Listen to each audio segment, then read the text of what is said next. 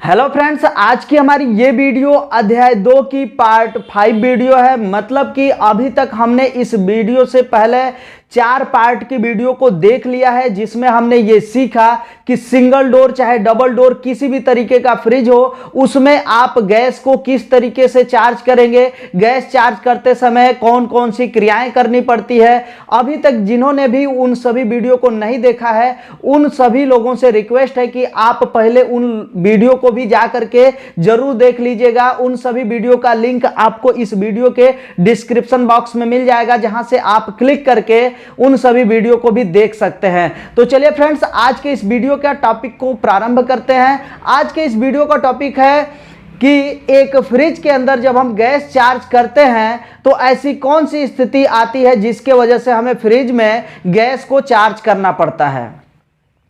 तो हम इन्हीं सब बातों की जानकारी इस वीडियो में लेने वाले हैं। आप हमारे साथ इस वीडियो के लास्ट तक बने रहिएगा, आपको बहुत कुछ सीखने को मिलने वाला है। फ्रेंड्स, चलिए हम बात करते हैं कि फ्रिज में ऐसी कौन सी स्थिति और ऐसी कौन सी खराबी आ जाती है जिसके वजह से हमें गैस को चार्ज करना पड़ता है। एक बात आपको जान लेना जरूरी है कि यदि आपके पास कोई फ्रिज है या फिर आप किसी का फ्रिज बनाने जा रहे हैं, तो आप उसमें एक बार गैस चार्ज कर दिए तो वो गैस ना ही खत्म होती है ना ही खराब होती है। सिर्फ वो गैस पूरे सिस्टम में लगातार दौड़ती रहती है। जब भी हमारा फ्रिज चलता है, उसके पाइप वाला जो सिस्टम होता है फ्रिज का, जो रेफ्रिजरेशन सिस्टम कहलाता है, उस पाइप वाले सिस्टम में वह गैस लगातार दौड़ती रहती है। और ऐसी स्थिति में ना ही गैस वो खराब होगी और ना ही खत्म होती है। तो हमें कब जो है कि फ्रिज में गैस चार्ज करना पड़ेगा। गैस तो खराब भी नहीं होती है ना ही खत्म होती है, तो ऐसे कौन से जो है कि खराबी आ जाती है जिसके वजह से हमें फ्रिज में गैस को चार्ज करना पड़ेगा। तो इन्हीं सब बातों की जानकारी हम इस वीडियो में लेने वाले हैं। तो सबसे पहला पॉइंट, मतलब इसमें 3 खराबियां आती हैं और इन्हीं 3 खराबियों की वजह से हमें फ्रिज के अंदर गैस को चार्ज करना पड़ता है। उन 3 खराबियों में सबसे पहला पॉइंट है सिस्टम का कंप्रेसर खराब हो जाना। यदि फ्रिज का कंप्रेसर खराब हो जाता है तो सबसे पहले आप उस खराब कंप्रेसर को चेक कर लीजिए। मतलब कहीं से कोई कॉल आ गया कि हमारा फ्रिज ठंडा नहीं कर रहा है, तो ठंडा नहीं करता है तो इलेक्ट्रिकल और मैकेनिकल, मतलब कि गैस वाला सिस्टम या फिर लाइट वाला सिस्टम, इन दोनों में से कोई एक खराब होगा तभी आपका फ्रिज जो है कि ठंडा नहीं कर रहा है। तो इन दोनों को अलग अलग सीखने के लिए, समझने के लिए आपको सबसे पहले कंप्रेसर को चेक कर लेना है कि कंप्रेसर चल रहा है कि नहीं। यदि कंप्रेसर नहीं चल रहा है तो उसके कारण को पता करें कि उस कंप्रेसर में जो रिले लगाया गया वो खराब है, या ओएलपी खराब है, या थर्मोस्टेट खराब है, या उसकी कोई ऐसी वायरिंग है जो कि खराब है, या खुद कंप्रेसर का वाइंडिंग खराब हो चुका है। तो यदि आप इतना कंफर्म कर लेते हैं कि हमारा कंप्रेसर खराब है, तो कंप्रेसर खराब होता है तब भी हमें क्या करना पड़ता है, उस खराब कंप्रेसर को जब हम वहां से निकालते हैं, दूसरा कंप्रेसर जब हम उसके अंदर लगाते हैं, तो खराब कंप्रेसर जो होता है पूरे सिस्टम के पाइपों के साथ, जब भी हम कंप्रेसर जोड़ते हैं सिस्टम के पाइपों के साथ ही कनेक्ट होता है जिसमें कि गैस होती है। तो जब हम कंप्रेसर को वापस निकालेंगे तो गैस भले ही बढ़िया हो, ठीक ठाक हो, लेकिन जब आप कंप्रेसर को वहां से निकालिएगा तो गैस भी क्या होती है, निकल जाती है। और गैस जब निकल जाती है तो वापस आप जब नया कंप्रेसर लगाएंगे तो ऐसी स्थिति में भी आपको गैस को चार्ज करना पड़ता है। तो पहली स्थिति यह है कि कंप्रेसर खराब हो जाता है या कोई इलेक्ट्रिकल सिस्टम खराब होता है जिसके वजह से हमारा कंप्रेसर नहीं चल रहा है, तब भी हमें सिस्टम में कूलिंग की जो है कि समस्या आती है। यदि इलेक्ट्रिकल सिस्टम कोई खराब है, जैसे रिले, ओएलपी, थर्मोस्टेट, ये सब खराब है, तो आप उनको बदल दीजिए। कंप्रेसर बस चलना चाहिए। कंप्रेसर चल गया तो फ्रिज जो है कि ठंडा करेगा। तो यदि किसी के यहां आप गए, फ्रिज ठंडा नहीं कर रहा है, तो पहले तो आपको कंप्रेसर चेक कर लेना है कि कंप्रेसर चल रहा है कि नहीं चल रहा है। कंप्रेसर किसी भी कारणवश यदि नहीं चल रहा है, मतलब आपने बहुत प्रयास किया, कंप्रेसर को नया रिले वगैरह लगा करके भी चालू किया, फिर भी हमारा कंप्रेसर नहीं चल रहा है, तो कंप्रेसर के वाइंडिंग वगैरह को भी चेक कर लें। कंप्रेसर खराब होता है तो वापस कंप्रेसर बदल करके फिर से उसमें गैस को चार्ज करना पड़ जाता है। उसके बाद 2 और कौन कौन सी समस्या है जिनके वजह से हमें फ्रिज के अंदर गैस को चार्ज करना पड़ता है। तो 2 और समस्या है, जिनमें से पहला होता है चोक आना और दूसरा होता है लीकेज होना। चोक होता है तब भी हमें फ्रिज के अंदर गैस को चार्ज करना पड़ जाता है, लीकेज रहेगा सिस्टम तब भी हमें फ्रिज के अंदर गैस को चार्ज करना पड़ता है।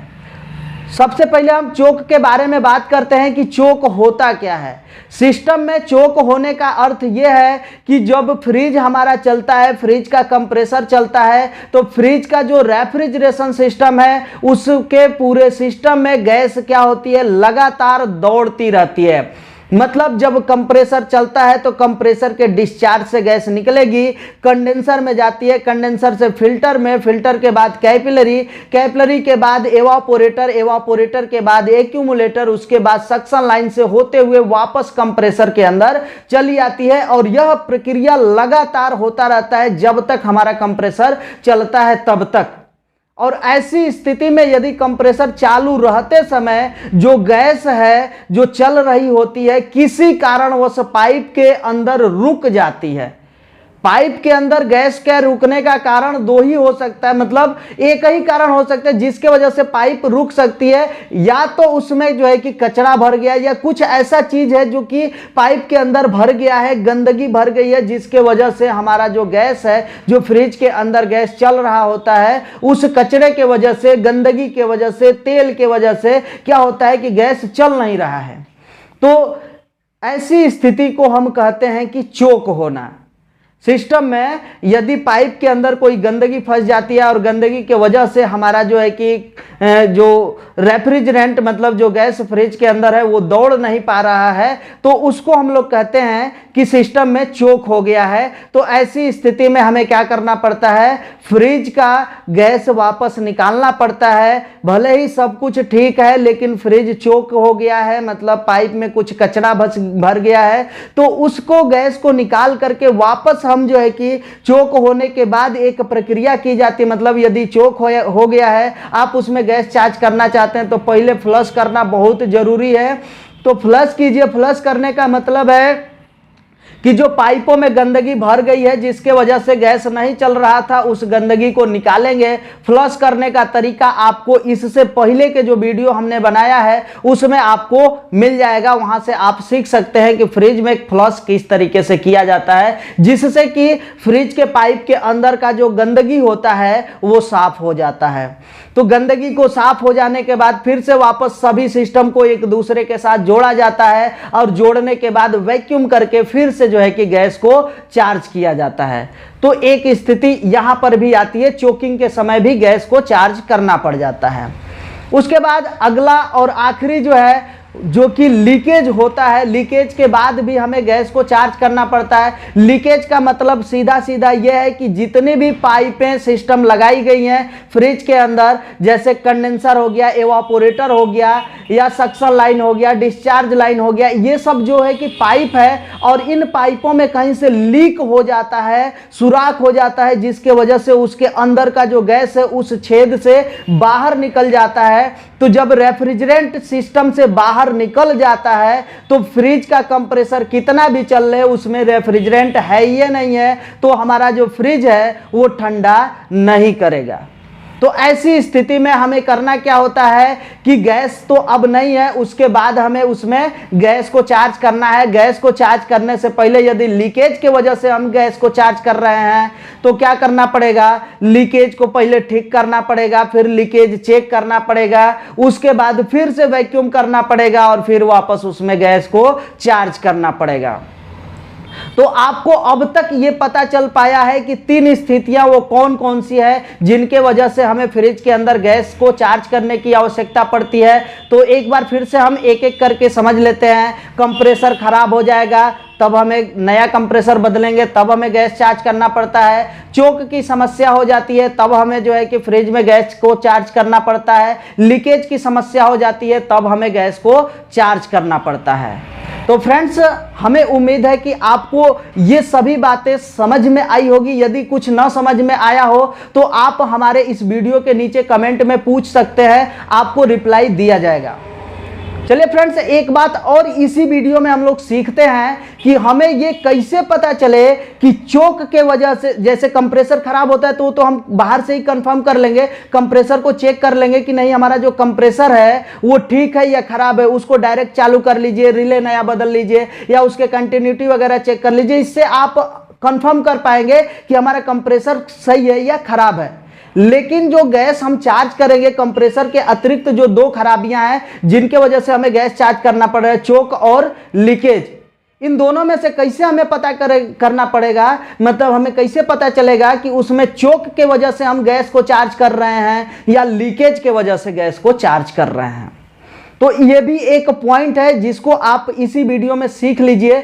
आपको क्या करना है कि यदि कंप्रेसर ठीक हो गया, कंप्रेसर को आपने चालू कर दिया, किसी के यहाँ से आपको कॉल आया था, आपने फ्रिज गया बनाया और कंप्रेसर को चालू कर दिया, कंप्रेसर चल गया, कंप्रेसर बिल्कुल सही है, लेकिन फिर भी क्या हो रहा है, कूलिंग नहीं आ रहा है। तो कूलिंग नहीं आने का दो ही रीजन हो सकता है, या तो चोक होगा या फिर लीकेज होगा, और तीसरा कोई कारण नहीं होता है। और उसके बाद जो है कि चोक और लीकेज को हमें कंफर्म करना है कि किस तरीके से पता किया जाए कि चोक है कि लीकेज है। तो सबसे पहले जिसका फ्रिज है आप उनसे पहले बात कीजिए कि सर आपको इसमें गैस को भरवाना पड़ेगा, आप किसी भी तरह से कुछ भी कर लीजिए, या आपका ठंडा नहीं होगा जब तक हम इसमें गैस नहीं भरेंगे।